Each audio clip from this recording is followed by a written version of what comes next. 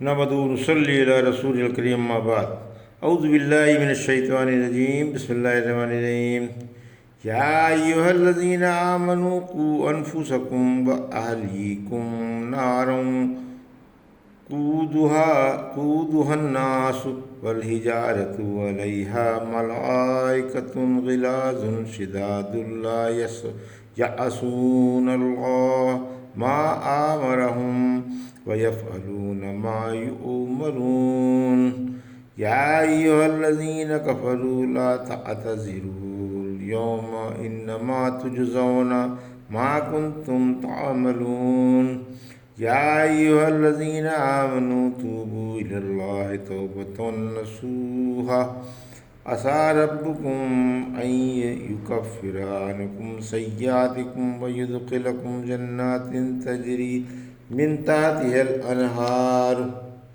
يوم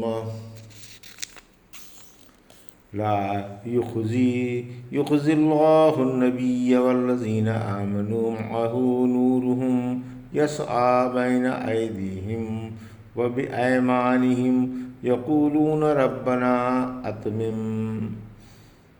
لنا نورنا واغفر لنا انک علی کل شیء قدیر۔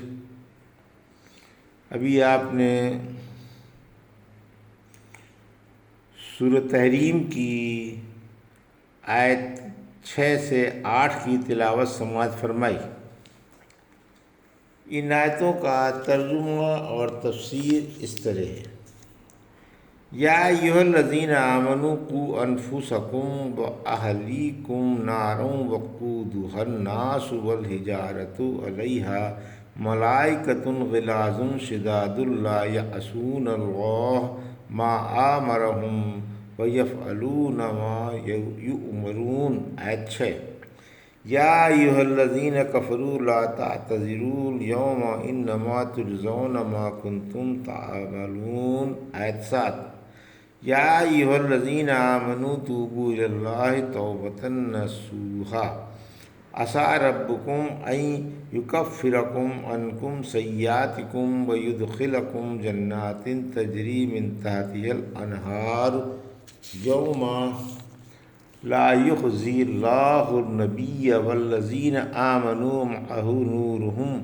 یسعی بین ایدیہم وبایمانہم یقولون ربنا اتمم لنا نورنا واغفر لنا انک علی کل شیء قدیر۔ آیت 8۔ ترجمہ: اے مسلمانوں، اپنے آپ کو اور اپنے گھر والوں کو آگ سے بچاؤ جس کا ایندھن آدمی اور پتھر ہیں، اور اس پر سخت دل طاقتور فرشتے مقرر ہیں جو اللہ کے حکم کی نافرمانی نہیں کرتے اور جو کچھ انہیں حکم دیا جاتا ہے اسے بجا لاتے ہیں۔ اے کافرو، آج عذر نہ کرو، تمہیں تمہارے عملوں ہی کا بدلہ دیا جائے گا۔ اے ایمان والو، اللہ سے سچے دل سے توبہ کر لو، ممکن ہے تمہارا رب تمہارے گناہ مٹا دے اور تم کو جنت کے ان سدا بہار باغوں میں بسا دے جہاں نہریں بہہ رہی ہیں۔ جس روز اللہ نبی کریم صلی اللہ علیہ وسلم کو اور ان کے ساتھ والے مومنوں کو رسوا نہیں کرے گا، ان کا نور ان کے آگے آگے اور دائیں جانب دوڑ رہا ہوگا، اور وہ یہ کہتے ہوں گے: اے ہمارے رب، ہمارا نور مکمل فرما اور ہمیں بخش دے، بلا شبہ تو ہر چیز پر خوب قادر ہے۔ یہ تھا ترجمہ سورۃ تحریم کی آیت 6 سے 8 کا تفسیر۔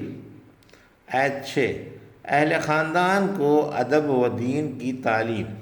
گھر والوں کو ادب و تعلیم سکھاؤ، انہیں ذکر اللہ کی تاکید کرو اور خود بھی اللہ کی اطاعت کرو، گناہوں سے بچتے رہو، اللہ سے ڈرتے رہو اور انہیں بھی اللہ سے ڈرنے کی تاکید کرتے رہو۔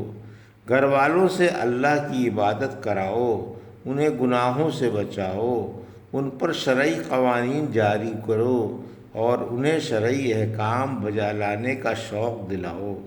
نیک کاموں میں ان کی حوصلہ افزائی کرو اور برے کاموں پر ڈانٹو۔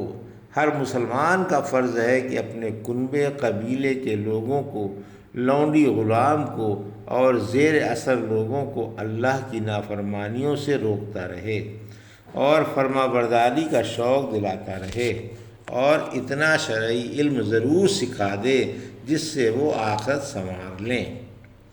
جہنم کا ایندھن، پھر فرمایا دوزخ کے ایندھن آدمی اور پتھر ہیں، یعنی اس میں گنہگار و سرکش جھونکے جائیں گے، اور وہ پتھر بھی جو دنیا میں پوجے جاتے تھے۔ سورہ انبیاء کی آیت 98 میں فرمایا تم اور تمہارے معبود سب جہنم کے ایندھن ہیں۔ جہنم پر بے رحم فرشتے تعینات ہیں، پھر فرمایا اس پر سخت دل اور بے رحم اور طاقتور فرشتے مقرر ہیں، یعنی سنگ دلی ان کی فطرت اور بے رحمی ان کی عادت ہے۔ کافروں پر انہیں ذرا رحم نہیں آئے گا۔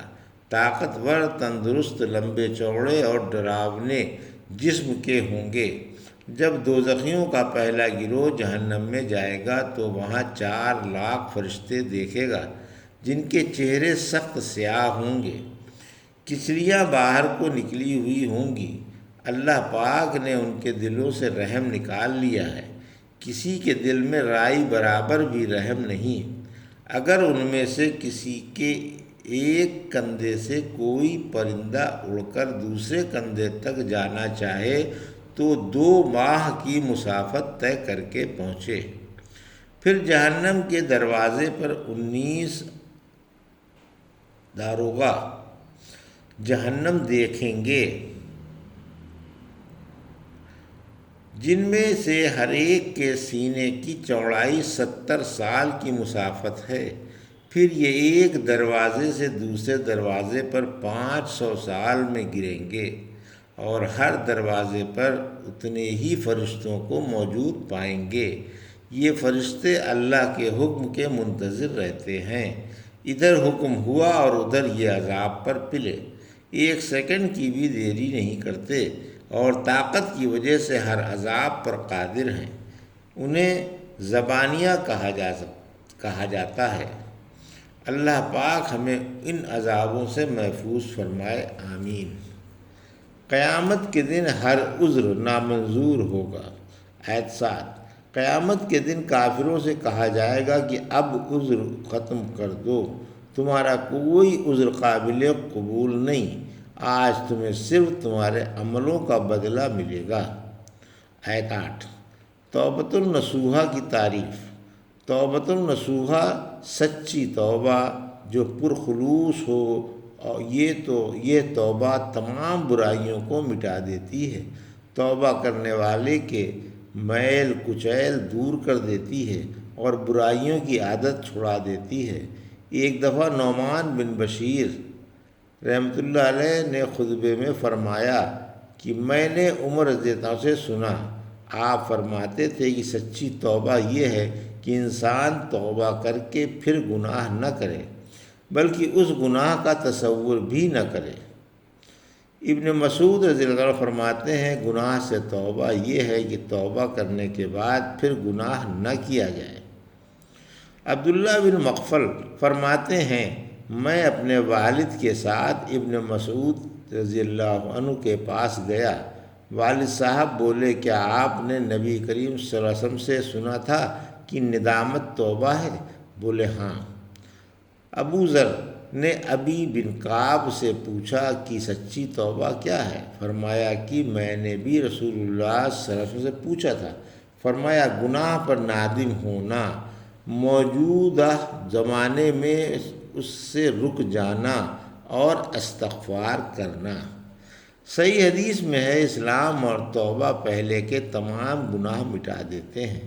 کیا توبۃ النصوحہ کی یہ شرط بھی ہے کہ مرتے دم تک پھر وہ گناہ سرزد نہ ہو، یا صرف آئندہ گناہ نہ کرنے کا عزم ہی کافی ہے اور اسی عزم سے اگلے گناہ معاف ہو جاتے ہیں؟